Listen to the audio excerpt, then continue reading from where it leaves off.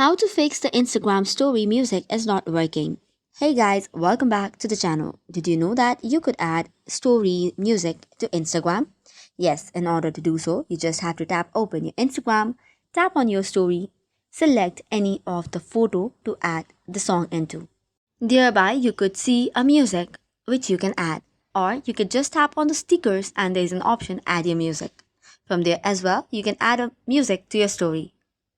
However, if it is not working, you might have to update your Instagram. For this, you have to go to Play Store and tap on the search bar. Type in Instagram and then tap on the update button if it's available.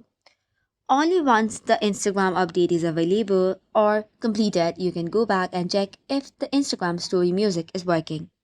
However, if it's still not working, the problem could be because you are into a creator mode or the business account. So you'll have to switch back to personal account.